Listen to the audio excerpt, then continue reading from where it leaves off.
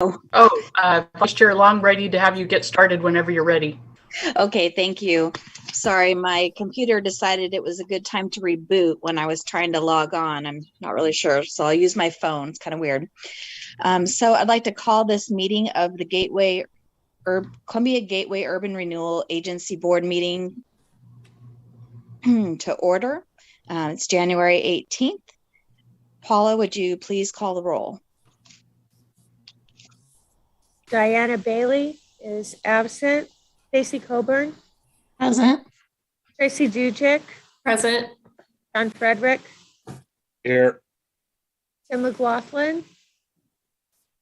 Absent. Darcy Long. Present. Maria Pena is absent. Dan Richardson. Present. And Kathy Schwartz. Present. Great, thank you. So I just wanted to mention, in case anyone didn't see the email that went out earlier today, we have a new Zoom procedure. So if you mute yourself during the meeting, you'll have to raise your hand in order for Paula to unmute you. It's a new procedure, so it's probably best not to mute yourself during the meeting if possible. At this time, we need to do the election of officers. And before we do that, I think we should take this time to recognize our outgoing chair, Gary Grossman. Gary has really provided strong leadership for the urban renewal during his tenure here. And I know this is his second time on the board, and we're all very appreciative for the way that he has guided us through his experience and through his knowledge and procedures of running meetings, as well as just his general knowledge of the downtown. So I'd like this take this time to say thank you to Gary. And then I'd also like to turn it over to Director Cannon so she can make a presentation. Former Chair Grossman, I don't know where I would be without you. I'm telling you, you should have been on the payroll for a few months when I first started, because you provided so much guidance to me, so much institutional knowledge, and who knew that I would encounter you again after knowing you as a teenager at church in Albany, Oregon. So who knew? Anyway, it's a small world. That's evidence of that. So I really, and also who knew that I'd get to work with your wife? How wonderful is that also? So thank you for all of your great service to me individually, but also to our city. I really appreciate your thoughtful approach to things.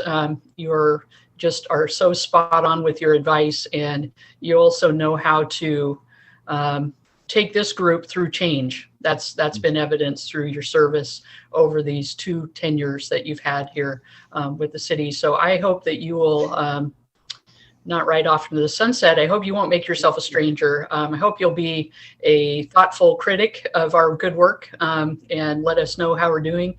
And also just enjoy the time that you have, the extra time on Monday evenings or Tuesday evenings, but also the extra time that you're going to get maybe in retirement. I don't know when you will retire, but I'm looking forward to hearing about all your great adventures.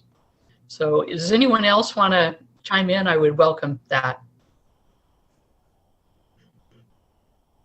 Mayor Mays? Thank you, Gary. I also would like to thank you for your service. If you remember when I appointed you, I guess it was 3 years ago, I was looking for somebody that had a lot of experience and somebody that had a grasp of community issues. And I met with a lot of people in my during my term as mayor and before I was mayor, and I don't think I met one person who had a better grasp of the depth of the city issues and the breadth of community issues as you did. Not only, for those of you that don't know, Gary not only has served on the Urban Renewal Board twice, he was also chair of the Budget Committee for many years. So Gary, thank you very much for all you've done. And in closing, I'd like you to just send me privately an email listing those boards and commissions that you're still willing to serve on so that I can make the appointment. Probably by next month will be great. Okay, thank you. Goodness. Well, it would be it's going to be good to only have one meeting on this Tuesday every month, because I actually moved from this meeting to another meeting. So I'm down one. We'll see how it goes, Rich. Thank you very much for the kind words.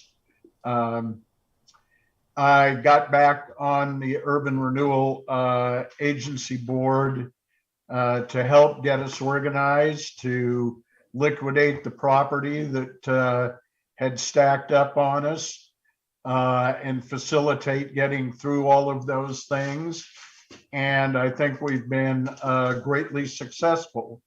There's yet to be whatever there is to be on the Tony's property, but things are moving forward here. I am really pleased with how the board has done.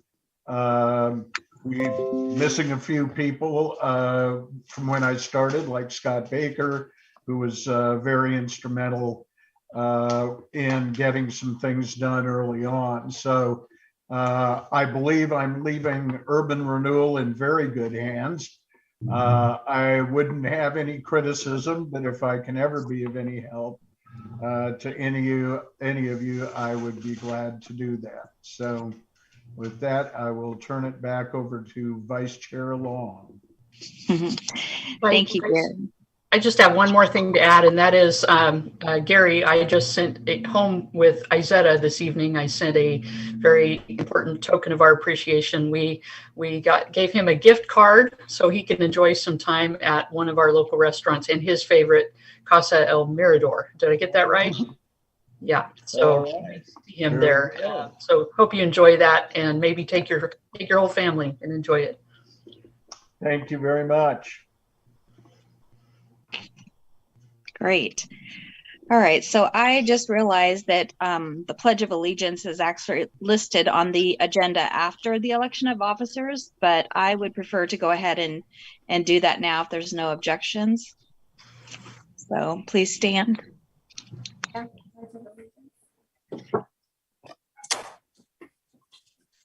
I pledge allegiance to the flag of the United States of America and to the republic for which it stands, one nation, under God, indivisible, with liberty and justice for all.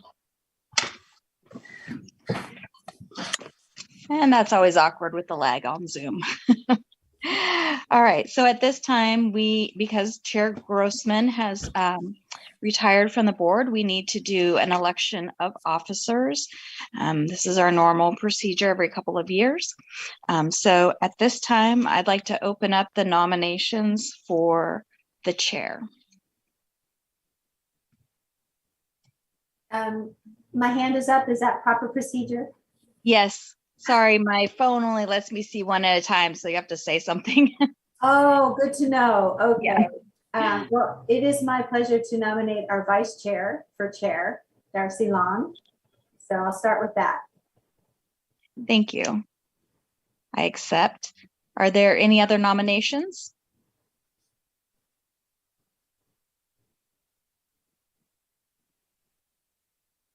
Okay. Hearing none, we'll go ahead and vote. All in favor of Darcy Long for chair, please say aye. Aye. Aye. Any opposed? Okay, motion passes. Now I would like, I'm sorry. Okay. So now I'd like to open up the nominations for vice chair.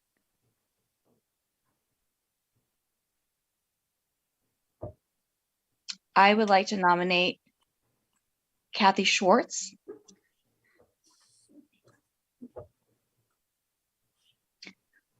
Are there any other nominations? All in favor of Kathy Schwartz as vice chair, say aye. Aye.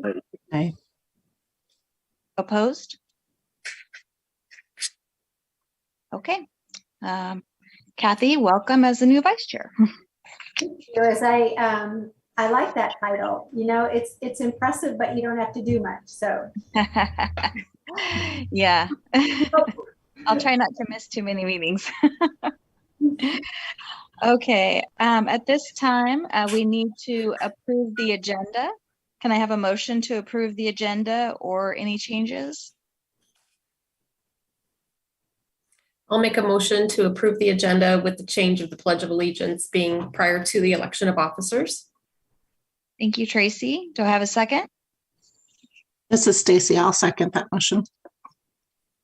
It's been moved and seconded to approve the agenda with the moving of the Pledge of Allegiance. All in favor, say aye. Aye. Aye. Any opposed? Okay, motion passes. Next, we have the approval of the October 19th, 2021 minutes.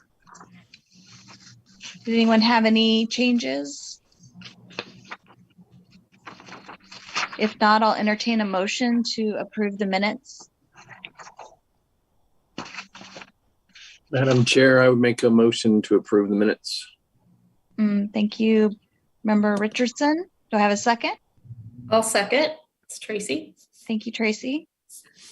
All in favor of approving the October 19th minutes as presented, say aye. Aye. Aye. Aye. Any opposed? Motion passes. Excuse me, Chair yeah. Curtis or Long. Yeah, I did Chair. not see Board Member Frederick. It's on, sir? Oh, You hear me? It's helpful if you also raise your hands. okay. And also it'll be helpful if you're raising your hand for me, if you can just speak up, because on my phone, I can only see whoever's talking. I can't see everybody on the panel. And hopefully I'll get that fixed and get on my computer here shortly. At this time, I would like to open the meeting up to public comment. Is there anyone present who would like to make a comment? Yes, Chair Long, can you hear Yes. me? Yes. Yes, I'm Gene Parker. My address is 2445 East 15th Street in the Dalles. I was a longtime city attorney from 1990 to 2020. And during that time, I also was the attorney for the Urban Renewal Agency. And I saw on your agenda tonight, you're going to be talking about the update of the Tony's building involved, including the environmental cleanup and a possible demolition. And I want to address the agency about some options following a demolition of the property. I think some of the members are aware that myself and former urban renewal manager Steve Harris put a lot of hours into an agreement with Tocola Properties to redevelop the property for a mixed use. We put in countless hours, and there was a lot of money spent by Tocola and by the Urban Renewal Agency to make that project happen. We actually reached the point of having a disposition and development agreement that was ready to have the property redeveloped. One of the big obstacles we faced was getting a ruling from the Bureau of Labor and Industries that the project would not have to pay prevailing wages. Ultimately, we didn't get that favorable ruling, and that stopped the project. And that was in large part because the site preparation costs that the agency was going to incur were considered part of the overall contribution of the agency. Basically, we could not contribute more than $750,000 to avoid keep the project from being a prevailing wage project. And in my recollection, I think that Tocola had a project in Independence where the site was actually cleared. The demolition occurred and the site preparation occurred before they proceeded to do that. And I think the demolition now of the Tony's building creates the option that we might be able to revisit that project. I think that certainly was one that was consistent with the agency's goals of getting housing downtown and having a mixed use development. So I would like to encourage the members that, assuming that you proceed with the demolition, that perhaps you reach out to Dwight Untie. He was the president of Tocola. He worked closely with us on that project, and I think he wanted it to proceed. But since it had to involve paying prevailing wages, the project couldn't proceed. But he might possibly be interested. Certainly, his company put a lot of time and effort into the project and wanted to have it happen, but it unfortunately didn't. So I would encourage the members to consider that option and maybe reach out to Mr. Untie or perhaps some other developer that once the demolition had occurred and the site was actually ready to go, I think that we might be in a position to get a better ruling from the Bureau of Labor and Industries that the project could proceed without having to pay the prevailing wages. And I think had we had that favorable ruling, that building would have probably been completed. And I could have looked at it as maybe one of my successful projects rather than one that didn't succeed. So again, I would encourage you to look at that option when and if the building is demolished. Thank you, Gene. So just to clarify, you're saying that in the Monmouth project, they did not consider the demolition because it occurred prior to. Right. Yeah, that was a big difference in our project. We had not actually demolished the building, and we tried to argue that that did make a difference, but that was one of the big stumbling blocks that we ran into with Boley. And it was very disappointing because we spent a lot of time and money to get that project to happen. And then that adverse ruling basically killed it. And it was disappointing. Okay, thank you. Is there any other public comment?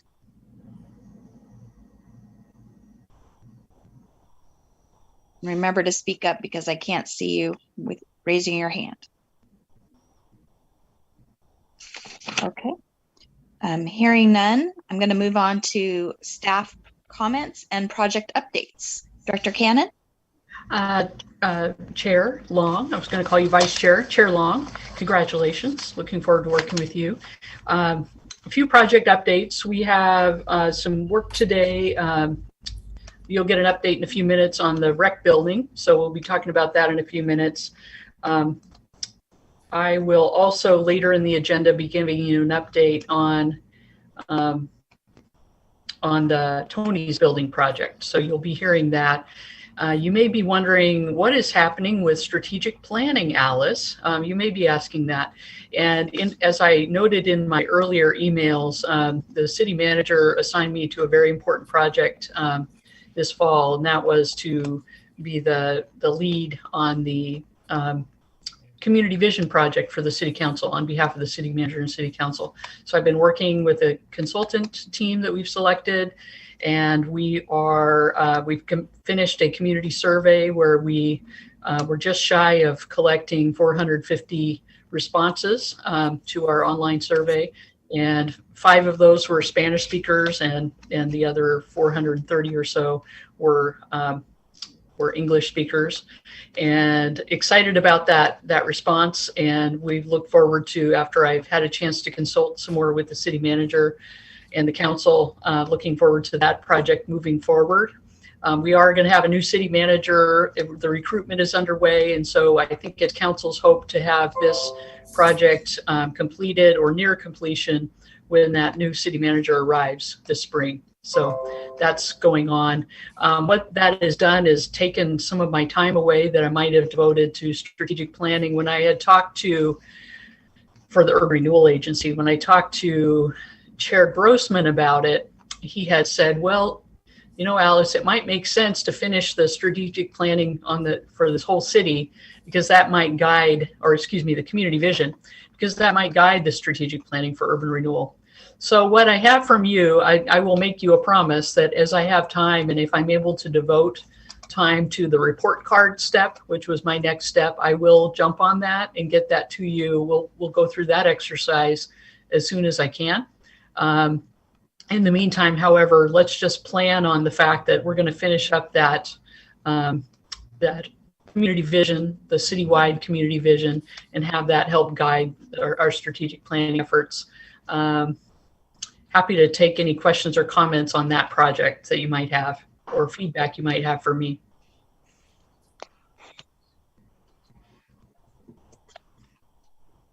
Okay, well, with that, I will move on. First Street project is moving right along. Very pleased with our progress there. We continue working on some preliminary work that we need to complete before, design work that we need to complete before we can do the right-of-way acquisition part of this project. So stay tuned. I will likely, I think within the next month or so, I'm going to have an agreement that is a funding agreement that I actually have to take to City Council on behalf of this project. The funding will come from Urban Renewal, but ODOT, I think if I remember this correctly, Jonathan, our city attorney, ODOT can only do IGAs with the city organization. So That's I right. will, yeah, I'll be coming forward with that. It's basically an updated cost estimate for the project. If I remember correctly, we already have all those funds set aside in one of our budget funds. And so it's not, there are no surprises, at least from my perspective, with this new funding agreement. It was something they had discussed with me last spring. ODOT, meaning they, that's what I meant by that. I think that's the only project I have. I will continue. I've said a few different times that we have interest from two housing property owners who are interested in getting under construction either during at least the biggest housing project would be anywhere from 40 to 80 units. That one, the developer hopes to be under construction in the downtown by the end of calendar year 2022. And the other one I expect will, with about 16 new units and some new ground floor commercial space, that will be under construction, we think, at the beginning of 2023. So changes are coming, and it's really exciting to watch all these new things happening. And of course, Mr. Carpenter is making excellent progress on the rec building. So we're seeing it kind of as we speak. So with that, Chair, I'm finished with my report. Happy to Okay, answer great. And Director Cannon, is there a timeline on those two projects as far as wanting to know if we have any changes to our incentive program so they can figure out their plans, or have they already committed to building those units? Their projects are directly incumbent on getting some incentives that will be discussed later on this agenda. And Okay. some of those projects, we can talk more about it at that time on the agenda.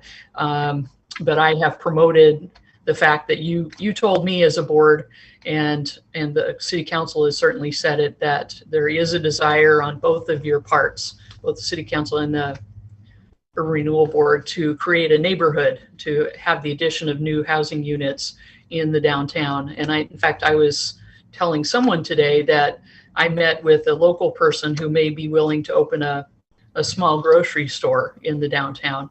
However, they noted that, gosh, in order to support a grocery store, we need more folks who can walk to the store in the neighborhood, so to speak. So those are, I think there is good reason to support getting some more units in our downtown.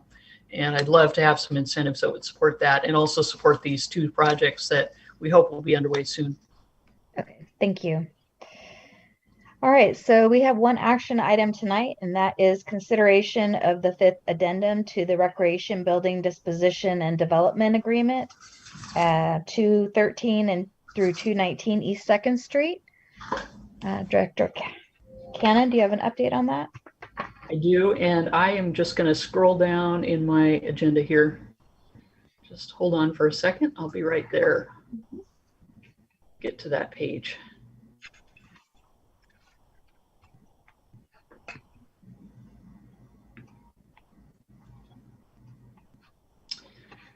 Well, Jonathan, the city attorney, and I, Chair Long, and members of the board, kind of snicker to ourselves when we see how many addendums we've had on this project. Addenda, I guess is the right word. We were on the 5th addendum for this disposition and development agreement for this project. We have had, of course, a global pandemic and a few other things that have disrupted the project schedule. However, I'm happy to report that the project is making excellent progress, and we are very pleased with what's happened. What we've done with this 5th addendum as a way to avoid having to come back and bring a 6th addendum, we have offered some very generous time extensions to Mr. Carpenter. He believes he will be finished with the construction of this the building, the 2 storefronts that are the easternmost storefronts, the ones that you see underway or mostly finished. He thinks he'll be done within the month, within the next 4 weeks. I think we've given him 90 days or more to finish that work, because not only does he have to finish that work and get final inspections from our building department in Wasco County, we also are under contract to, the way the contract reads, the DDA reads, we have to close on those properties with Mr. Carpenter. So we need some time to pull all that together and get that completed. So what you see in the schedule, I'm going to get to it, is that we would create an extension to April 18th, 2022 for the second and third installment contract payments of $7,500 each for a total of $15,000. We would also receive as a city the copy of the certificate of occupancy for the structures on parcels 1 and 2, which are the easternmost parcels in the rec building development. And all of that would be completed in addition to the closing on those properties by April 18th, 2022. And on the last storefront, and that is actually an indoor-outdoor space, which is the westernmost storefront that sits between the new storefronts, the two new, and it's the part where the roof collapsed, and the last stop. That one has not yet received a building permit from our city, from city staff. There's a little bit more work to do, so we're finishing that up. We'll issue the permit, and then I know Mr. Carpenter's ready to go soon to get that under construction. We've given him another year to complete that work. He tells me he believes he can get it done sooner. I believe him. I believe that he will be able to get that done sooner. So stay tuned for that. But we hope this is the very last addendum we have to do. And I'm happy to answer any questions. Our recommendation is that to the board is that you move to authorize the execution of the 5th addendum to the disposition and development agreement between the Columbia Gateway Urban Renewal Agency and Mr. Todd Carpenter and Ms. Carla McQuaid for property known as the Recreation Building located at 213 to 219 East 2nd Street. I'm happy to answer any questions you might have as a board. Okay, great. So now I'm on my computer and I can see everyone. So does anyone have any questions, comments?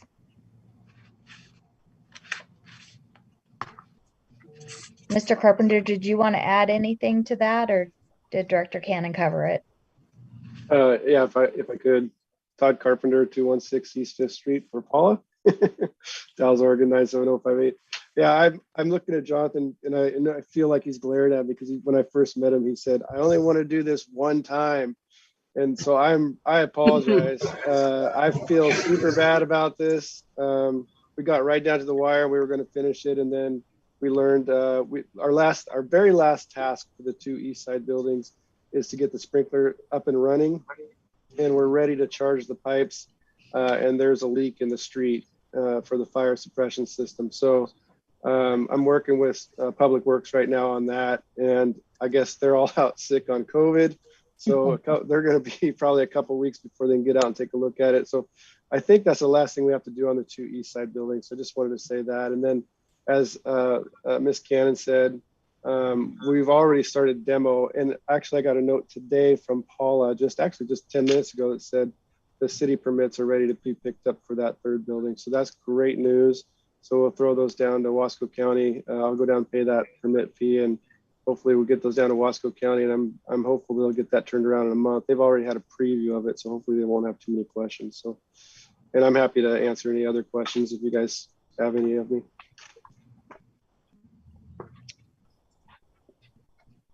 All right. At this time, I would entertain a motion. I'll make a motion to authorize the execution of the 5th addendum to the disposition of the development agreement between Columbia Gateway Urban Renewal Agency and Mr. Todd Carpenter and Ms. Carla McQuaid for property known as the Recreation Building located at 2019 East 2nd Street. Thank you, Director Frederick. Do I have a second? I'll second. Kathy Schwartz. Moved and seconded. Any discussion? I just would like to thank Mr. Carpenter and Ms. McQuaid for the work. It is such an improvement already, and I totally understand that there's going to be delays. This is extraordinary times that we're in, So I'm just happy to second this motion and happy for you to move forward. And thank you for taking this on.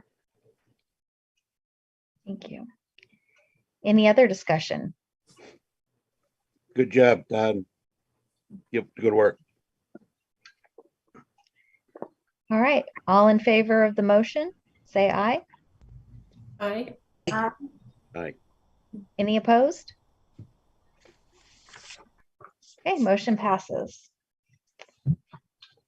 Next on the agenda, we have a couple of discussion items. The first one would be the review of the existing urban renewal financial incentive programs.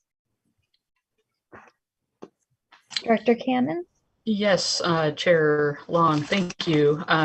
This is one of the goals that you as a board set in spring of this past year, 2021, to complete. And we did get this project underway in November, and we're able to get a very well-regarded consultant on board to help us with this. Deb Myhoff is from a firm that she owns, a very small firm, Communitas, and she has a lot of redevelopment experience and has done a lot of work all over the state of Oregon and maybe Washington as well. I really have appreciated the expertise that she brings to the table and her work. I've appreciated, I really enjoyed reading the report, and especially she was able to bring some research and examples from communities that are our size, that are like-sized and have similar values to ours as well. So thank you, Deb, and really look forward to hearing her presentation. She does at the end have some thoughtful discussion questions for you. What I told Chair Long earlier is if this is too much too fast, we haven't had a heavy discussion item in a while here at the board. So we are happy to come back next month. We're already scheduled to come back, but if you need more time to consider these questions next month, Chair Long will take a pulse of the group toward the end, and you can just let us know and we'll come back and continue the discussion next month if needed. So look forward to getting whatever we can, all the feedback we can get. And with that, I'll turn it over to Deb Myhoff. Great. Hi, thank you. Thank you for having me. Appreciate that. I thought it would be helpful just to go over the highlights of what's in the memo I prepared, just sort of looking at your current programs and what other folks are doing to imagine where you might take it from here. And I apologize. I realize I'm a blinking machine. I'm having eye issues, so it's don't be alarmed by the squinting and the blinking. Can I share my screen? Is that possible? Okay, I've not even tried. Great. Give me just 1 second to queue this up for you here. That's the one.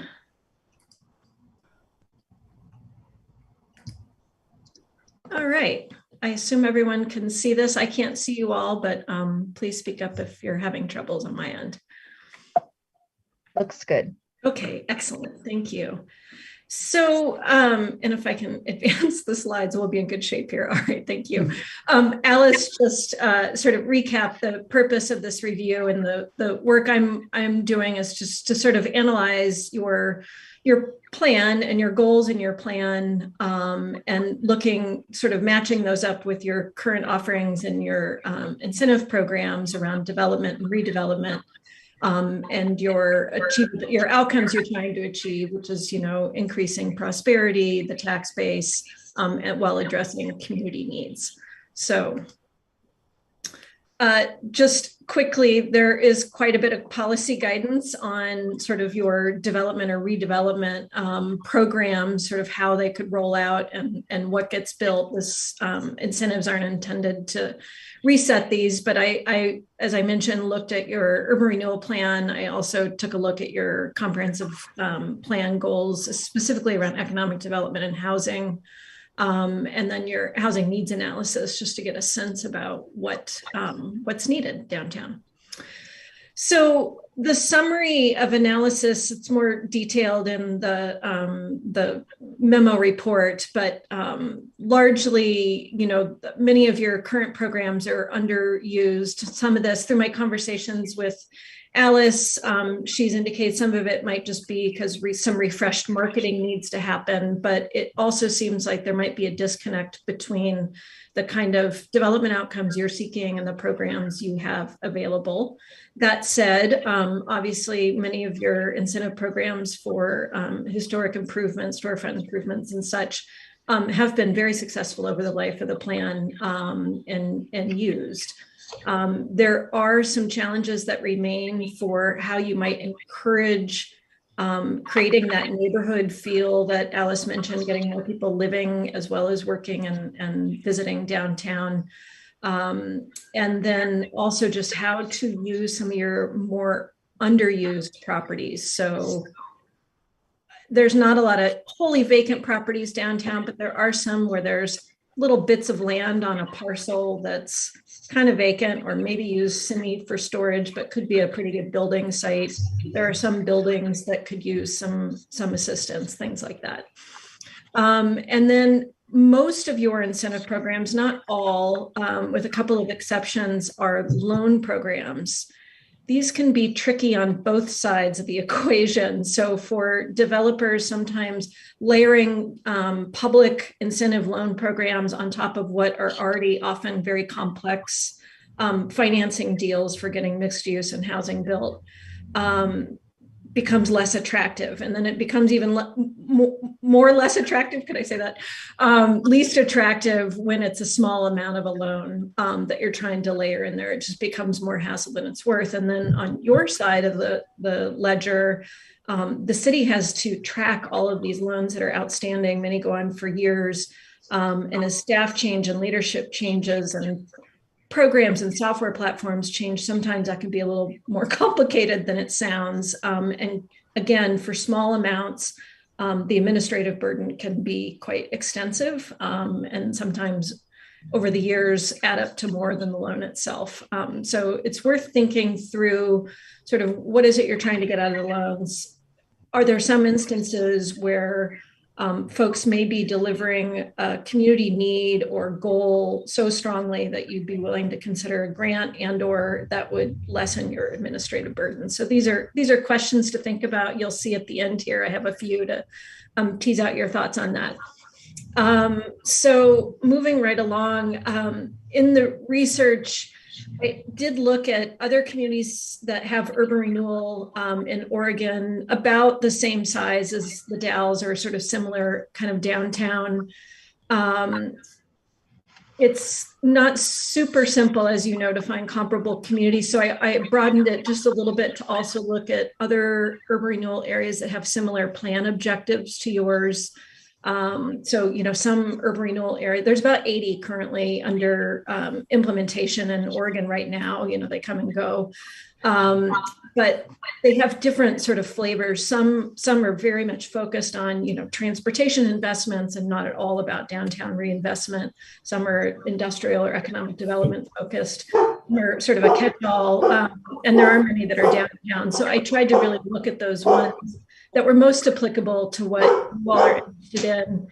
And then I can't even remember which ones they are. I think there's at least one in here that maybe doesn't have the full plan objectives that you have and maybe isn't quite your same size or density of downtown, but they have an interesting take on how they can administer programs. So I just, in your memo, you'll see, I think there's 1, 2, 3, or 4. I think there's 7 or 8 examples, and there's links to all those programs if you want to really dig in and figure out what their incentive programs are doing. But I grouped them a little bit just for sake of ease to go over them with you briefly here. There are a few urban renewal areas that have some incentive programs very much focused on addressing housing shortages. This includes Madras, which has a whole urban renewal district set up around housing.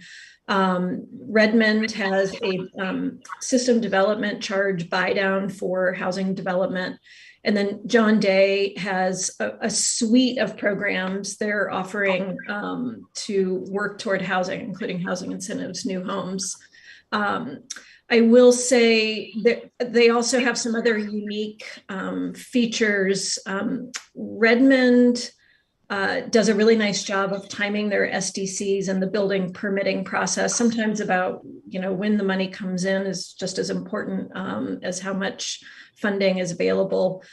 They also have sort of property lien when they offer an incentive. Many community or many of the areas I looked at do this where they may be offering a grant, but in exchange for that grant, the owner cannot make changes or significantly modify the property beyond what they're getting the grant for within 5 years. They either have a lien.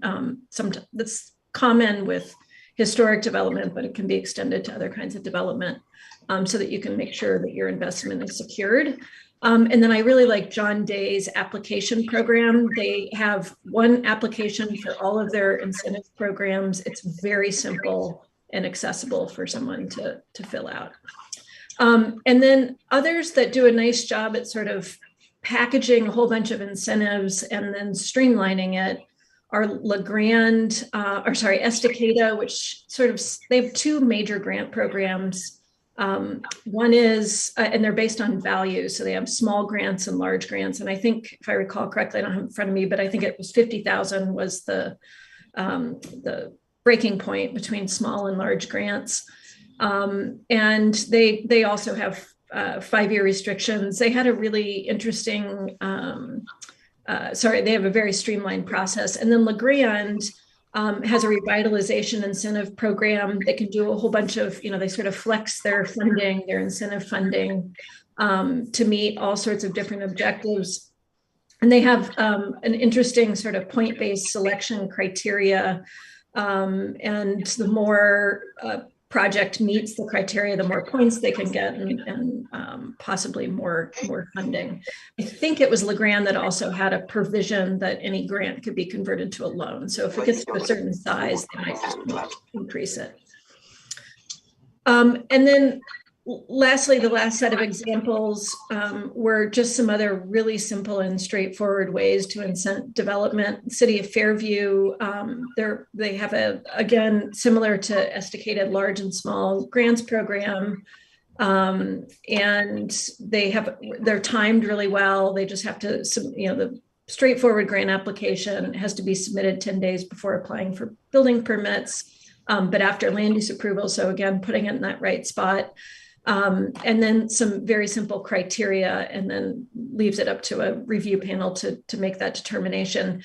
And Veneta has a marketing package that might be an example you want to take a look at. They've put a bunch of their tools in a redevelopment toolkit. It includes SDC subsidy, it includes some other reduction of redevelopment expenses. Some places it's really simple to do SDC because they just do a write down on the building permit itself. That could be an easy way to administer an incentive. I don't know what would be available for the DALs. And then they also have some really simple selection criteria worth thinking about that really just tell the developer or the applicant sort of, here's what we're really trying to do in Veneta. Tell us how you meet these goals and not make it too complicated. So I cannot see anyone, which is always a little disorienting when you're sharing screen, but I do have a series of questions I was hoping you all might have a discussion around as I work with Alice to try to come up with some options for how to retool your incentive programs, maybe get a new incentive program in there that actually addresses redevelopment or development incentives sort of at a whole comprehensive scale.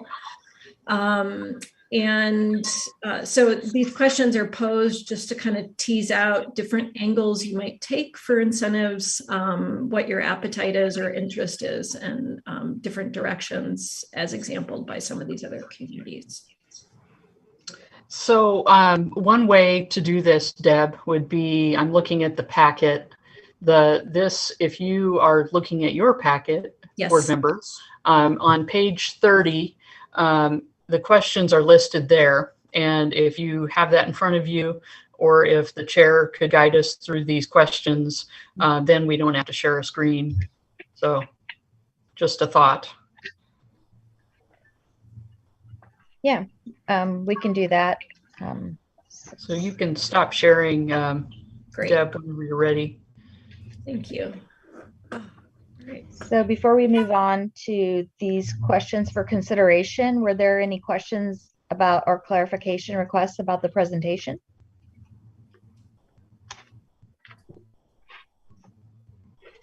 Mr. Richardson. Chair.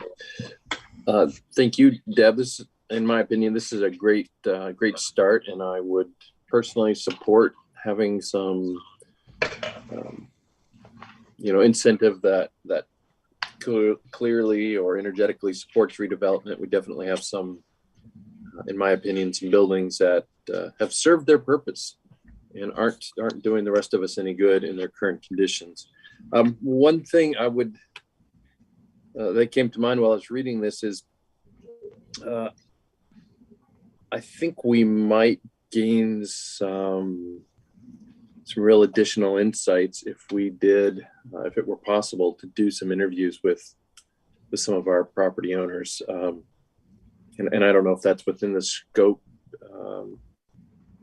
or not, but I do think that would be valuable. I'm thinking particularly of two categories of owners. One is one or two or some number of people that do own buildings that clearly need redevelopment or just plain need knocked down and cleared. Just to get their thoughts on why they have, why they find the current situation acceptable or best suited to them without taking action. And the second, maybe even more important, would be a couple of folks that have in the last few years have put in time and money to redevelop or take on buildings or buy buildings. There are a couple of folks in that category, and maybe querying them about sort of challenges or they met, hurdles they felt were high that might be lowered, or things that worked really well for them that the city did that we should reinforce. So that's my those are my thoughts on this. Thank you, Board Member Richardson. Those are good suggestions. Anyone else? Yes. There Ms. needs Frederick. to be some discussion too, as a property manager. One of the things that we run into all the time in residential, but now that I've gotten into some commercial, is the cost to the owner of just having that property, between taxes, you got your water, sewer, all the expenses that are part of the building. And then you've got the older buildings that really need some work. And there isn't a market for the rent that drives to make those repairs and do those things.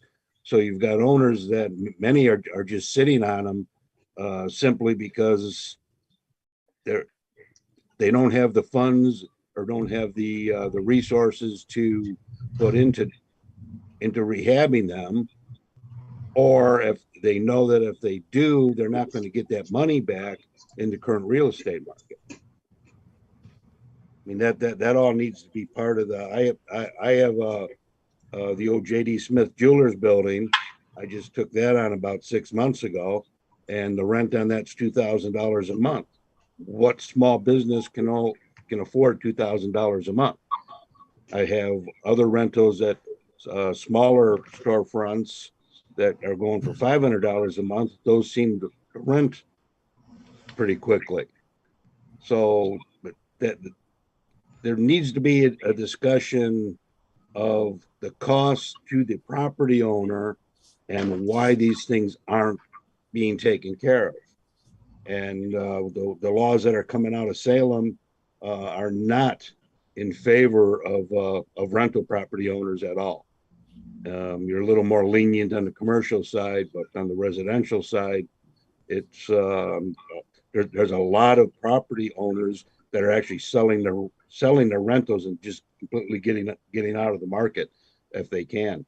There's a lot of especially in the single family homes, they're just throwing their hands up in the air and they've given up. Now that's a home for somebody to purchase, but it's not a home for somebody to rent. So that needs to be all part of the discussion. Thank you, Board Member Frederick. Good comments. Anyone else? Okay, I had a couple of comments and a question. In this assessment, there was no mention specifically of blight, which has been a main focus of our urban renewal district.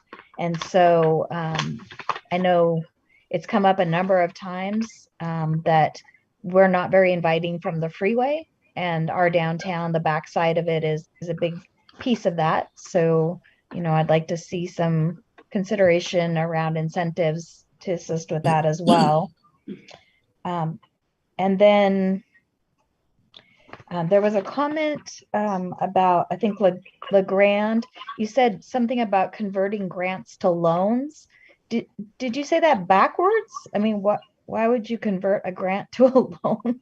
I think they just have a provision in there. If they had a project come along that's interesting, but maybe determine that they don't need quite as much incentive or help, that they held they're grants by default unless the agency decides to convert it to a loan. But I mean, I'd be surprised. I haven't talked to them. I'd be surprised if they've ever done that. Okay. Yeah. Now I understand. Okay. I thought you were saying if they gave them the grant and then it got converted. Oh yeah, no. It's at approval. My apologies. Yeah, it's at approval. Okay. Okay, great. And then the other comment that I had is under your policy guidance section, I think you should add the transportation plan that the city has, because our parking plan is inside there. And I think that has been, parking downtown has been a real hot button issue as well. So those would also be good for us to be considering when we're looking at what we're doing with downtown. Yeah, great point. Thank you. Any other questions or comments before I move on to the questions that she's looking for? Yes, Mayor Mays. No. Thank you. I was kind of intrigued by the Redmond housing SDC buy down. I take it that the city of Redmond, for someone who wants to develop downtown, they subsidize the system development charges. Is that? That's correct. Yep.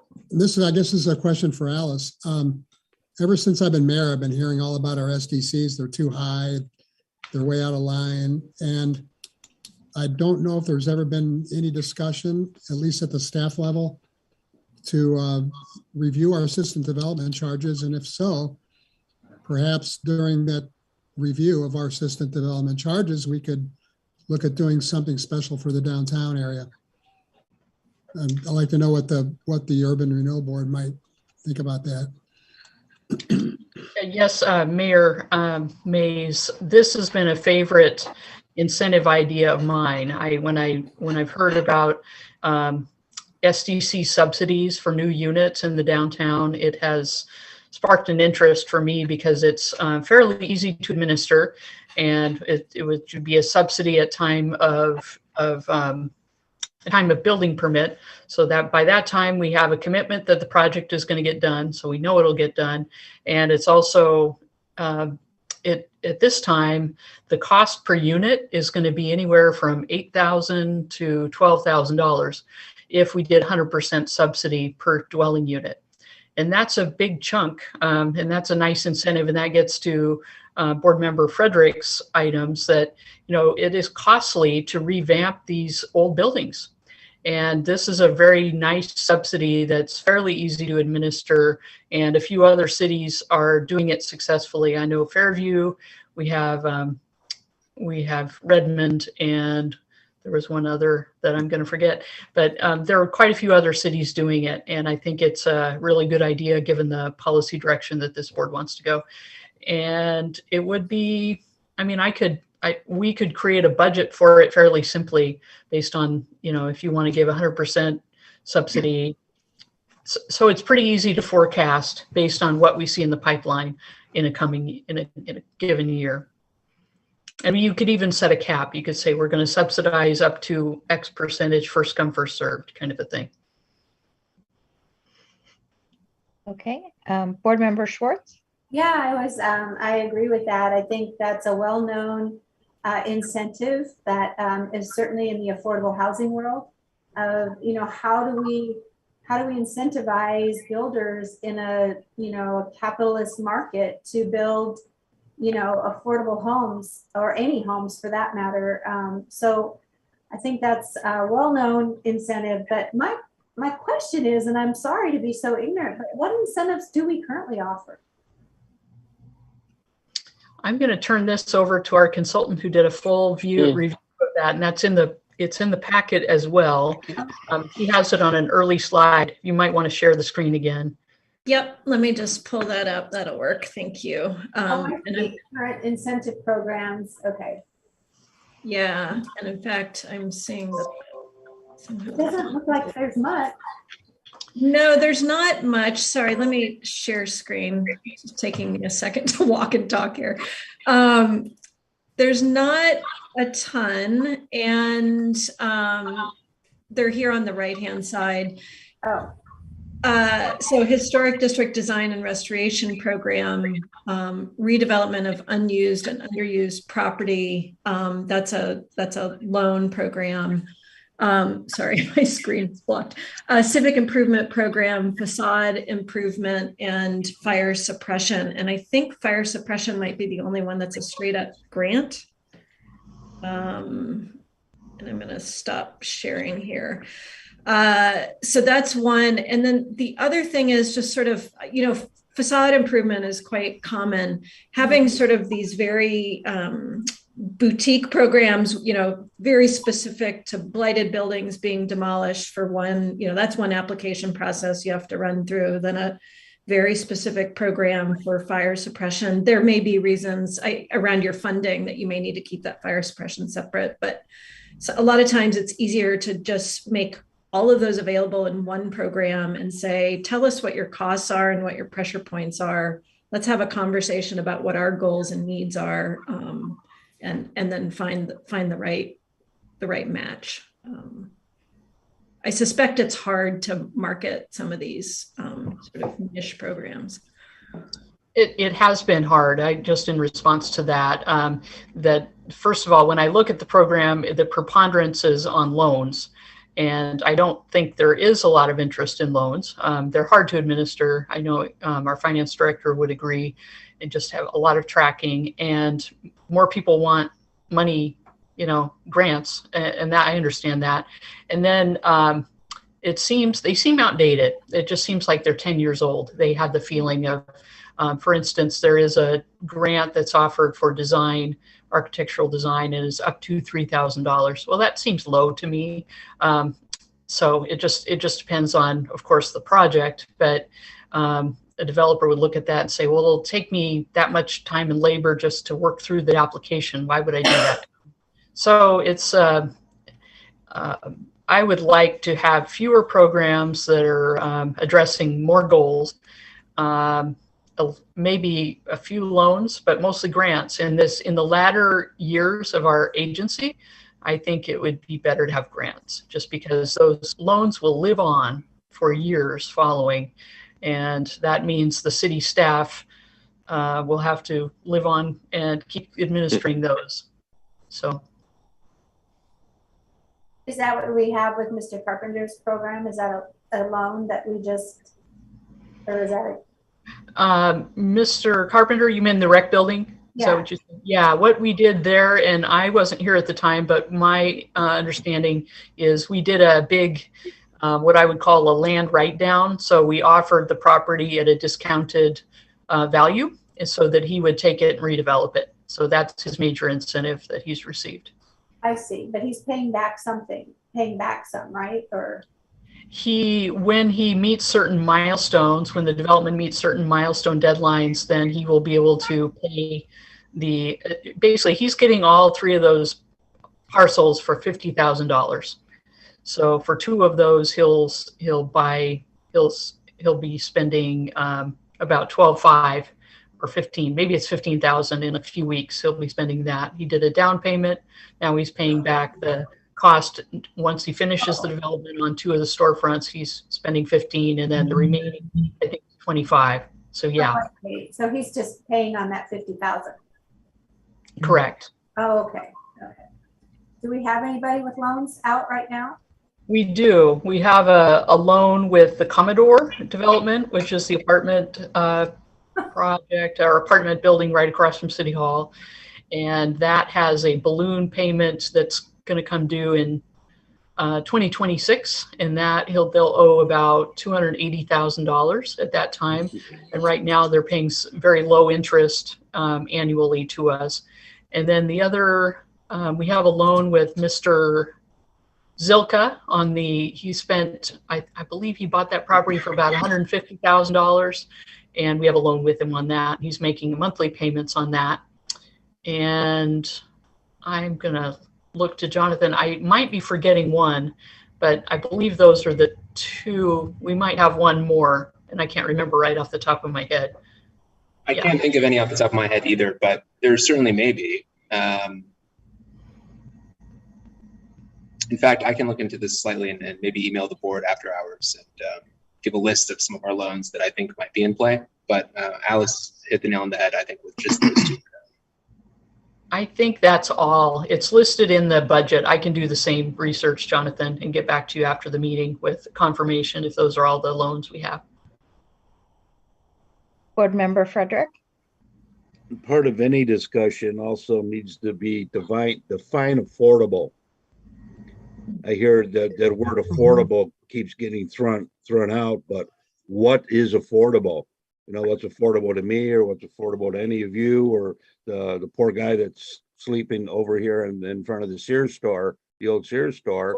But affordability, everybody talks about affordable, but there needs to be a definition of affordable in the Dells.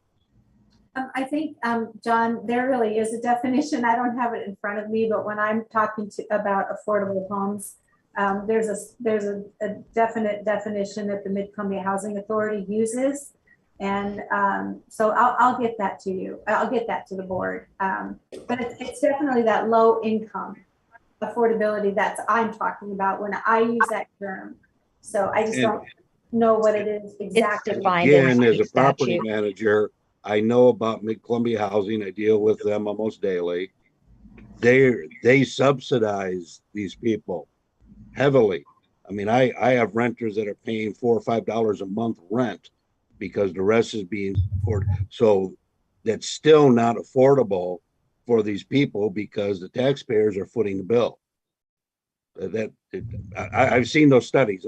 I know that, Kathy, but what their numbers are really don't match what the market is, because sometimes there's a lot of negotiations that has to go in when we move a HUD tenant in, and Mid-Columbia Housing has to move monies around to make things happen.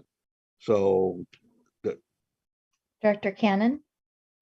Yeah, in response to that, I was talking to the chair, Chair Long, earlier today, and I've talked, maybe it was Chair Grossman before that. I've talked to a few of you about this, in that we've been in the urban renewal business here in the Dalles for over 30 years now. And when this plan was developed, it's developed with a set of goals. And our goals in the Dalles at the time, when they passed this plan in 1990, didn't include many social goals, and affordable housing wasn't on the list. What is on that list predominantly are programs to raise property values and raise tax revenue and raise prosperity for members, for property owners in the agency and for the community at large.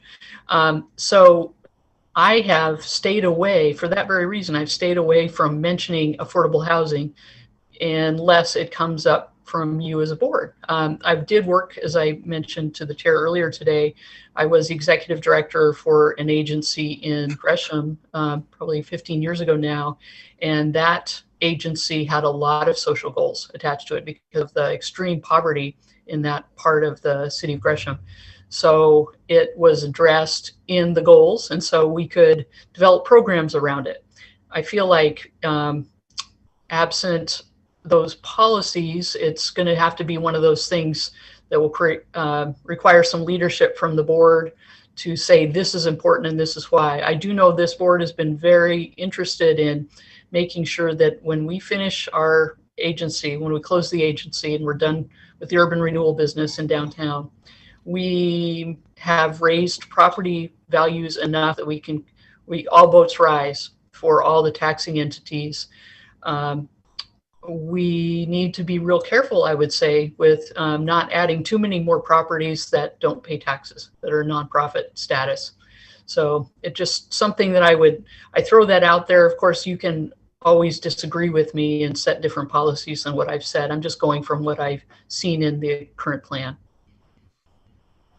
Thank you. I really just want to clarify. I throw that term out because it's very common that SDC charges are a real effective way to get affordable housing built.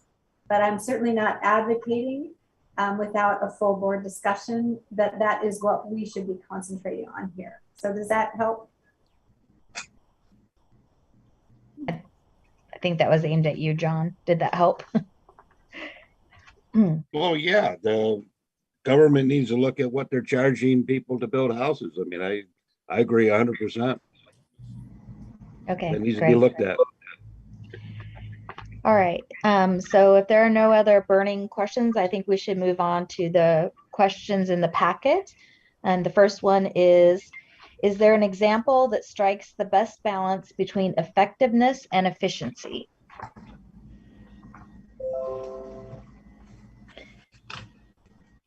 Stacy?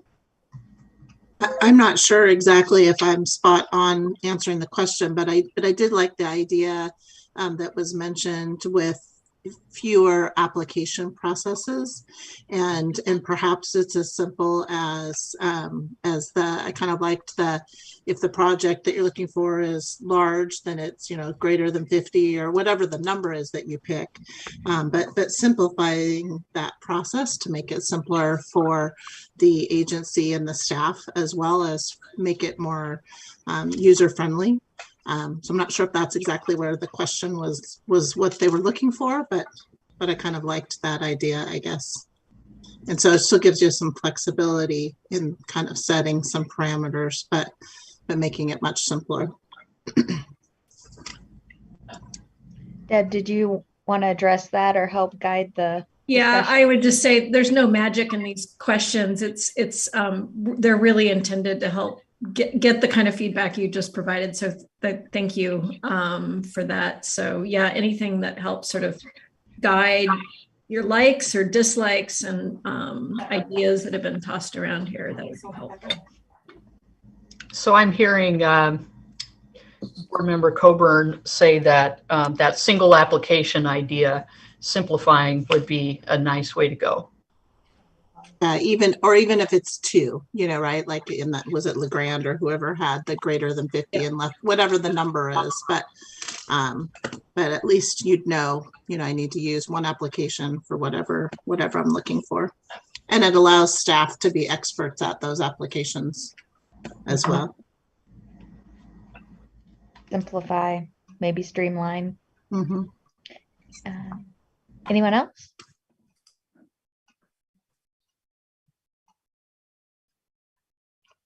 Deb, do you want to just go ahead and Yeah. So the second question actually is just hitting on what you were talking about. So I might skip over that. It talks about whether you have a preference for simplifying and consolidating your current programs, maybe amplifying them a little bit. I want to just check in with you. You just had the conversation about potentially sort of affordable housing and the more subsidized affordable housing term, but are you interested in exploring incentives that could be for all types of development that's allowable under your zoning code and comprehensive plan downtown? Or are you more, your plan allows for all of these uses, residential, mixed use, commercial, industrial, and it follows your comp plan and zoning. Is there any reason to think that you all aren't open to all of those possible uses being incentivized. This is Dan Richardson. I'm sorry, my camera's off for just a second. No, and I guess in my view, we want to incentivize more than housing. In fact, I think housing is kind of the question, at least in my mind, how best to do that. But we've talked about other things. We've mentioned, redevelopment and blight, and not necessarily with an emphasis on housing, but maybe just including housing. Yeah.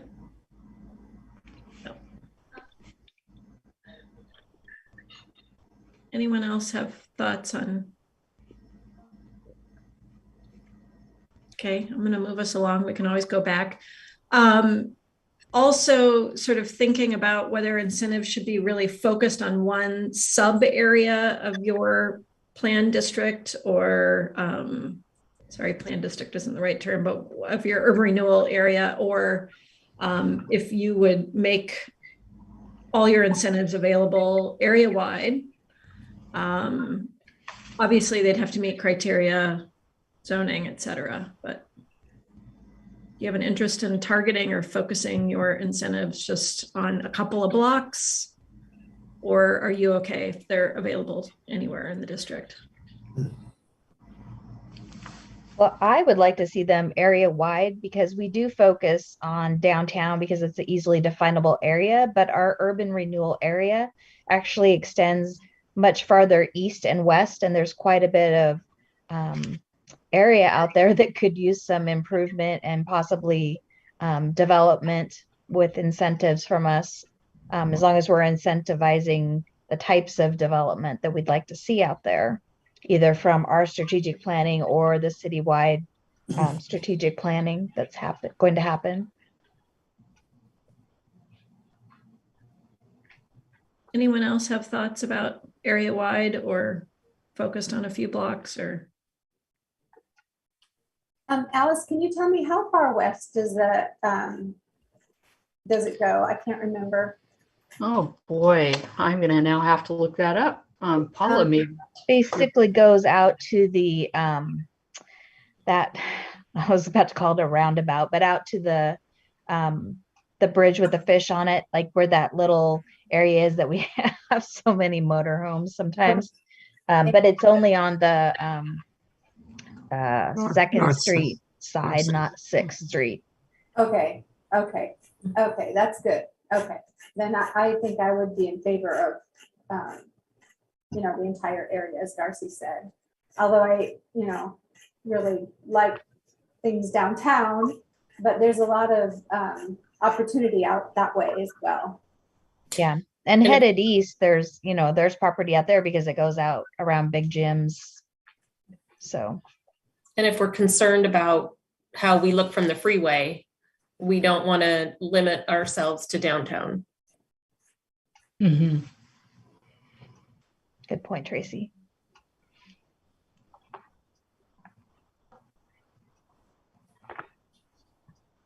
all right, here's another. You all aren't locked into these answers either. As we sort of develop some options, you might sort of flex your thinking on this, but it's just helpful for me and for Alice to think this through a little bit. This really gets at what we were just talking about a minute ago, which is subsidized affordable housing. What do you think with your incentive programs about limiting the eligibility of tax exempt projects? Those are projects that are often referred to as, what we often call affordable housing, are really projects that are publicly subsidized, run and owned by nonprofit organizations that can apply for tax abatement. So you could limit the eligibility of those types of uses. But it might mean that you're not getting some of the workforce housing that you need in your area. So there's a little bit of a trade-off there. Board Member Frederick? Unless the property is paying full property taxes, we shouldn't be interested in it. The whole point of urban renewal is to take blighted property and put it back on the tax rolls at the full rate. So when you start talking about subsidizing, we've got the Commodore building over here, part of that I understand is subsidized. The floor of that, it's not all, but some of it is. That's not the purpose of urban renewal. It's to remove blight and put the things back on property tax roll at the going rate. Anyone else have any comments? I think that's a good statement. I think there are other options out there for subsidizing housing units that I agree. I don't think that is really what our job is here, but certainly supportive of other options out there that can help get these places built for people, because we do need them. But I don't really think it's our job here at this board to do that. Other thoughts and comments? I'll allow Mr. Carpenter to make a comment. If Paula, if you don't mind unmuting. Thank you. Paula gave me control a long time ago. I've been quiet. Oh, okay. Yeah, I agree with John Frederick. I think, but I really would like to see the board consider workforce housing, a portion of the property, and a effort among all the different entities. I talked to Alice about this. We've got, the PUD, Wasco County, and the city, and urban renewal. If we could all pull together an A to Z blueprint for building owners, that if they did affordable workforce housing, a portion of their housing for that, then you would get A, B, C, D, and E. And I also really like the idea of just as a building owner of getting some of those, the first things ticked off, because a lot of times you guys ask for, hey, what's it going to cost? And we don't know until our architectural done, our hazardous waste is done, all this. And that's a big expense, especially on a property owner who, as Mr. Frederick said, doesn't have a lot of incentive to really do anything. So all of a sudden he's got to put $100,000 down to get blueprints and hazardous waste and do all this kind of stuff. If that stuff could be covered ahead of time, and then you could say, okay, this project's going to be 1.2 million. If the owner will do 25% of that in workforce housing at an affordable rate for based on whatever that medium income is for that area, then we will pitch in 15% or 20% of the project. I kind of like that idea. Those are my thoughts. I'll write it all up for you guys later. I have a lot of ideas. Thank you. Thank you. Well, if the city were to do something with the SDC charges, it could be across the board, whether it's an urban renewal project or it's a affordable housing project through the housing agency, or just a developer that wants to build something in that range, right? So, I mean, I think, I don't really know much about all this, but reducing those SDC charges seems like sounds like we had a mayor that was interested, and we've got some city councilors on here, and it seems like that's a great incentive that we ought to consider advocating for. Yes. Chair Schwartz, I couldn't agree more. So I've been, or Vice Chair Schwartz, sorry, couldn't agree more. I really, yeah, I really like the SDC subsidy, and I've said that already, but I think that's a very simple, clean program. The other program that I did not share with, I don't think Deb did any background research on this, but we do have a vertical housing tax abatement program in our city. And we even have enacted some local rules that allow us to administer it ourselves, so we don't go through the state. So that is in place, and that's great. What I like about that program is that there's a time limit on tax abatement, and it's only under certain conditions if you have a mixed use type of development, redevelopment. So that's something that I should add to the mix with our consultant to make sure she looks at that in partnership with everything else that is on the table. So. Mm-hmm. That's a good point. I was going to ask you about that, because that is time limited, but it does take things off the tax roll, which affects multiple agencies when things are off the tax rolls. Mhm. So maybe we come back with a review of so that you all have a summary of what that program does do and what the stipulations are for property owners.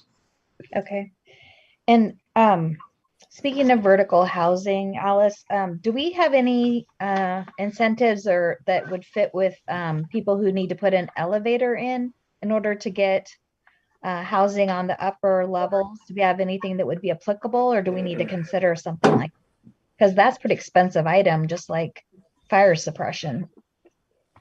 I don't think so. And Deb, I didn't see anything specific to elevators. Did you? No, I didn't. I think my suspicion is other communities are probably doing that with just sort of larger incentive programs where they, are offering either just a defined amount, $5,000, $10,000 a unit or per square foot or something like that toward any eligible building cost. And then that would be in that sort of eligible building cost list. I don't recall specifically seeing elevator. Yeah, see that something like that would be nice. As board member Coburn mentioned, like streamlining and having a simpler process. If we could add some things that we know are going to be that they're going to need assistance with. Yep. I also like to make one more comment, which is it's possible that now that urban renewal is separate from the city, that we ought to consider intentionally partnering with the city and looking at the possibility of using some of the new tax revenue or the the new monies coming in from Google to incentivize housing downtown. If that's truly a goal of the city, then maybe that's something that we could look toward, because that would help maybe some of these pencil out, but not be loans from urban renewal, and basically but get a better return on investment for the things that we have. And the exchange would be, because we would be giving them more upfront help, that they would need to go on the tax rolls and continue to pay property taxes to all the entities, rather than doing it the other way around and giving the property tax. I mean, and obviously put some kind of 5-year, 10 years on it, restrictions to protect the investment.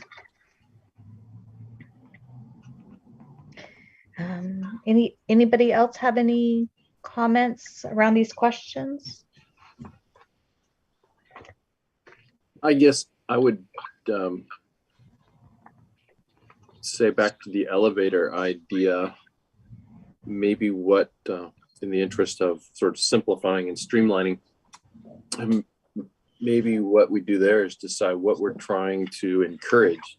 In that case, it might be making use of our vertical space, our second and second floors anyway, and just sort of giving lump amounts, and letting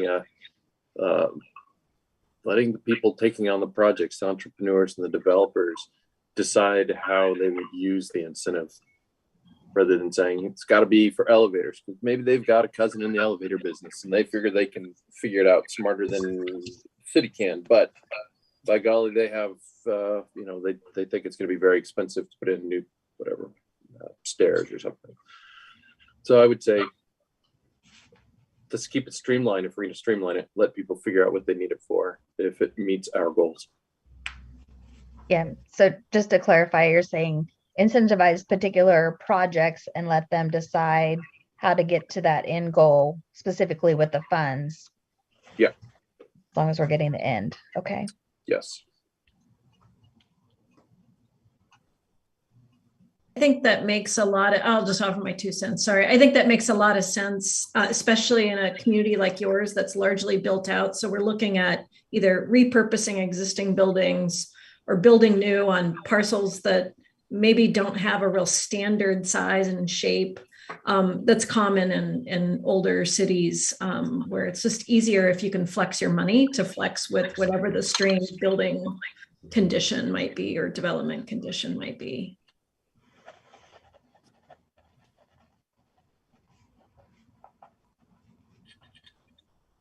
So Alice, we've kind of talked about the timelines a couple of times, but we've like you said, we've got the city community visioning process, and then we've got the strategic planning for urban renewal.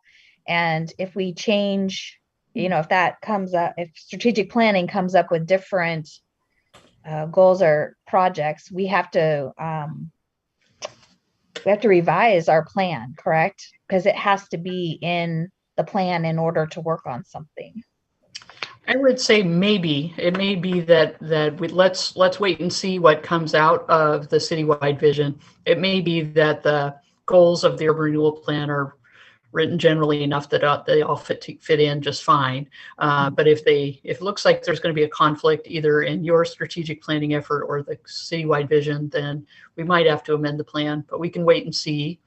But in the meantime, I really, in terms of this project, I would love kind of have a goal for myself, and it's only my goal, to have a new incentive program up and running the first half of this year. So I really would like to move right along, or maybe even by this spring, March, April, May period, so that these developers who are knocking on our door and want to build, we can offer them something. So, and based on what you've said so far about flexibility and streamlined and efficiency, that plays well into the idea that if we have some different goals that come out, that we would have a program that's adaptable to go with the goals of the board at the time. Does that make sense? Mm-hmm. Does anyone have any questions or comments about that?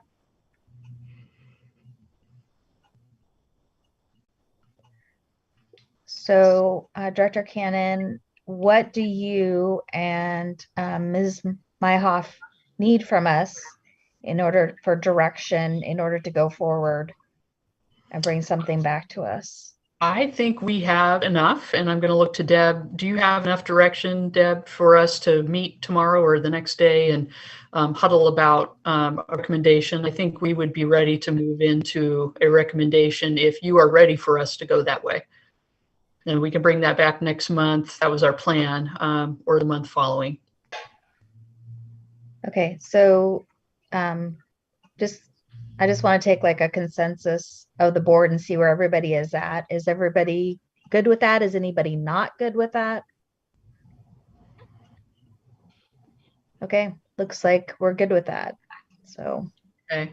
Well, I will work with Ms. Myhoff on this. And the other thing I wanted to let you know is that annually we bring forward in February, we bring the audit, and we also bring either January or February, and we also bring the annual financial report. So I will bring that back next month in addition to what I hope will be a proposal or a next step toward having a proposal on this incentive program. And we may have, we may have some more work that is project specific on the Tony's building at that time as well. Okay, and then something that just popped into my mind as you were saying that, when we do the budgeting process, is this going to create any difficulty in estimating what we need in different pots of money? Like if we haven't decided on our specific incentives, or are we going to be able to be general enough in the budget to handle this? I think we can be general enough in the budget. This past year, we budgeted for the past few years, we budgeted $60,000 annually for the incentive program. And, we always have the ability to come back and do a supplemental budget if needed. So that's something we can do if there is demand out there, that if for whatever reason we have more demand than we have funds budgeted and appropriated for it. So let me take a look at that. That's another reason to get ahead of this and to get the program to you in February. And somewhere in there, in April, we'll be beginning our budget hearing. And then you'll do a budget adoption in May.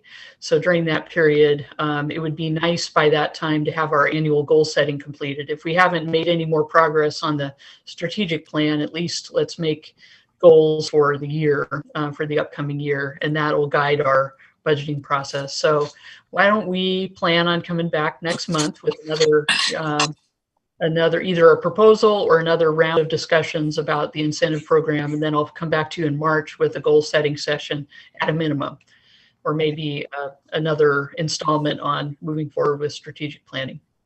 Okay, that sounds good. And that will also give us a time to get our new board member, Maria Pena, a little bit up to date so she can participate as well.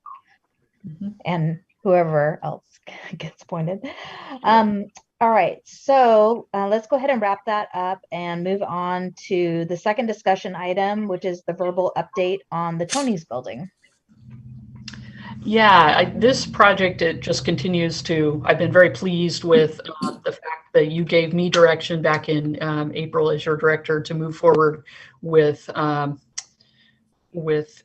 EPA grant, to participate in the EPA grant for brownfield cleanup, environmental cleanup of the Tony's property. And to date, we've used about $30,000 to $35,000 worth of funds. It paid for a phase 1 environmental consultant, or a phase 1 environmental assessment. And we have a phase 2 that's been completed as well, all in a short period of time. And then the next step, and it will be within, I think it's the week of January, the last week in January, we will have a contractor out to remove the underground storage tank. It's underneath the sidewalk on Federal Street between 1st and 2nd. It's right up against the building, the Tony's building. So if you see contractors out digging a big hole, that's what that's about. As part of the archaeological permit that went along with that, it's part of the process to invite tribal members to be present for the excavation. And we do have a tribal representative that wants to be present for that, and appreciate that. And so we hope to have that, the tank removed and then the soil evaluated to determine if there's more cleanup to happen around that tank. And so I'll have more of an update after that's completed. And then the other thing we have submitted very recently is we have this other opportunity. So I think when all is said and done, let me just back up. When all is said and done on the EPA grant, we expect to receive $60,000 to $90,000 worth of work on the project to do that environmental cleanup. So it has been well worth our time and effort. And I've been really pleased with how responsive the grant manager, Jim Schweinoff, who's on our city staff, and our consultant, Stantec, has been very helpful. So the next piece is that because of the work we've done, the phase 1 environmental and phase 2 environmental assessments, we also qualify for a Business Oregon grant to remove the asbestos. And I was told that we could qualify for up to $250,000 of a grant to assist us toward. We think that the current cost estimate for the asbestos abatement alone is going to be about $350,000, which is about half of what we expect the total cost of the demo to be. We think the demo could be anywhere from $700 to $750 at this time. So I really think that's a worthy, it's worth our time and effort to move forward with that grant. We've received a lot of support from Business Oregon. So I hope by next month, the step we're in right now is what's called the pre-app to getting that grant going. Then I hope within a short time, and I hope within a week or two, we'll hear from Business Oregon and they'll ask us to apply for a full grant application. So a policy question that I want to ask you, and I might just ask for a consensus right now, and I'll come back with, when I have a little bit more information, I'll come back with a question that would require a motion. But for now, what I've been told is that as part of this, there would be up to $250,000 that would be grant for the asbestos removal abatement. And then an opportunity to fund the rest of the demolition cost with a low or no interest loan. Now, in the budget, conservatively, we already have the funds set aside to pay for the demo. I budgeted, I believe last year, $550,000. So we have the funds. If we do get the grant, we have the funds there, so we don't need to take out a loan. However, it might be worth our energy to look at from a cash flow perspective. Sometimes doing those low or no interest loans, it might make sense to leverage for a little bit of time and then pay it back in a balloon payment in a short, kind of have a short-term loan. If you're interested in having me look into that, I'm happy to do so. I don't feel like I have enough information to share with you to have you make a decision. But if you're interested in having me look at a low or no interest loan to fund the demolition, I'm happy to do so. I do believe we have the funds in the budget already appropriated to do that. We don't have enough money to spend $700,000 for the demo. But if we get the grant, we do have enough money. So any interest in having us look at a low or no interest loan for a short period to fund the demo? I see 1 thumbs up, 2 thumbs up. People are nodding. Yes. Okay. All right. Looks like you have a consensus. Okay. I will come back then with more information on that as this progresses. Been really pleased with the support we've gotten from Business Oregon, Michael Held, and there's a representative named Karen Homelak. I believe that's how I say her name, who's been super helpful as well. Thanks for doing all the work on the grants. I know the beginning of the process, there was some concern that it might slow us down. And I'm thankful that that didn't play out. And now it seems like you've parlayed that into additional grant funding possibilities that you've dug up. So thank you very much for doing that. Appreciate that a lot. Thank you. That's all I have, Chair. And I don't think I had anything else on the rest of the agenda. Happy to answer any questions you might have. Anybody have anything for Director Cannon? Okay. Are there any board member comments or questions on any other topic? Yes, Mr. Frederick. I've been on this board for 7-8 years now, and this is actually the first open discussion we've had. And I'd like to thank Alice for the work of putting this together and having a consultant come in here and get the discussion going. Darcy, you ran a great meeting, so I'm encouraged. Thank you. Great. Thank you. Anyone else? Okay. Director Cannon, did you have any other comments before I close the meeting?